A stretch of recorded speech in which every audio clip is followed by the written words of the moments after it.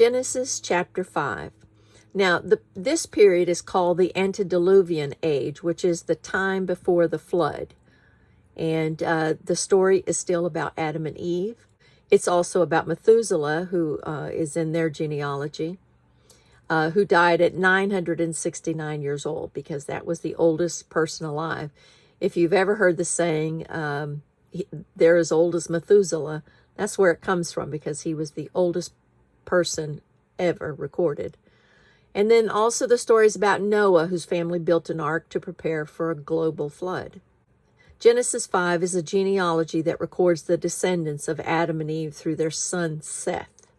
I'm going to quickly read through this and then kind of give you an overview afterwards. This is the book of the genealogy of Adam in the day that God created man. He made him in the likeness of God. He created them male and female and blessed them and called them mankind in the day they were created. And Adam lived 130 years and begot a son in his own likeness after his image and named him Seth. After he begot Seth, the days of Adam were 800 years, and he had sons and daughters. So all the days that Adam lived were 930 years, and he died. Seth lived 105 years and begot Enoch. After he begot Enoch, Seth lived 807 years and had sons and daughters.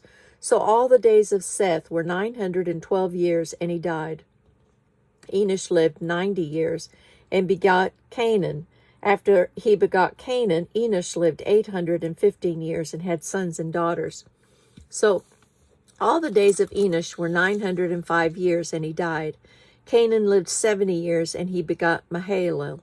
After he begot Mahalalel, Kenan lived 840 years and had sons and daughters. So all the days of Kenan were 910 years, and he died.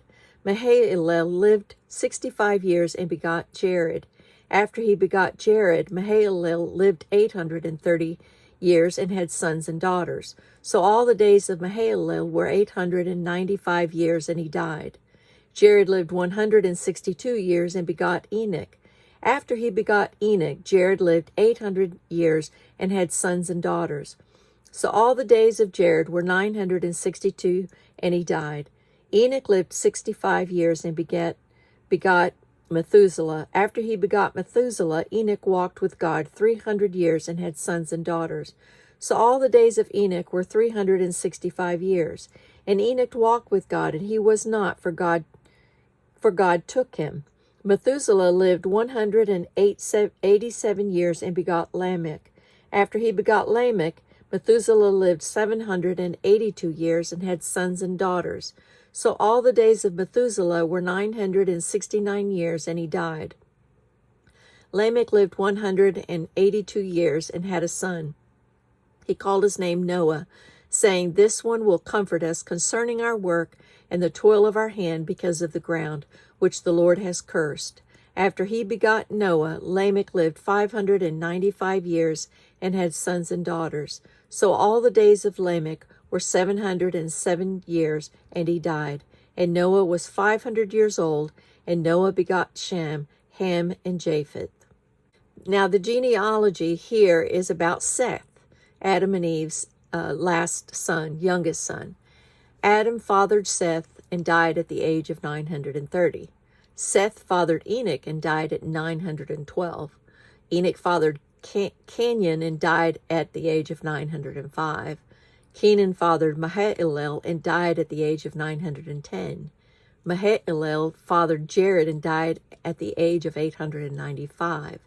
Jared fathered Enoch and died at the age of 962. Enoch fathered Methuselah. Enoch didn't die, but instead God took him at the age of 365, according to these scriptures. Methuselah fathered Lamech and died at the age of 969. Lamech fathered Noah and died at the age of 777. As you can see, they lived a very long time. Noah fathered Shem, Ham, and Japheth, and that is where our next story begins, with the life of Noah. The reason that God includes these generations of families in the Bible is because of the promises made in the previous chapters that we have already read. He made promises to these families and their descendants. This list is not just records of generations, but also evidence of God's faithfulness to the promises made generations ago. And God still has promises in the scriptures that apply to us today. And that's why it's important to read the scripture and to trust in God's promises, no matter what the circumstances are that are going on in your life that cause you to doubt God's goodness in your life. You can just read the scriptures and be encouraged that God has everything under control, just like he did then. Reading the Bible the same way that I studied it when I taught my children. And I wanted to do these videos because I cannot be with my grandchildren every day like I was with my kids. Some of my grandkids are saved now and are interested in learning the scriptures, so this was the easiest way for me to do it, and I thought I would just share it with others who would be interested as well.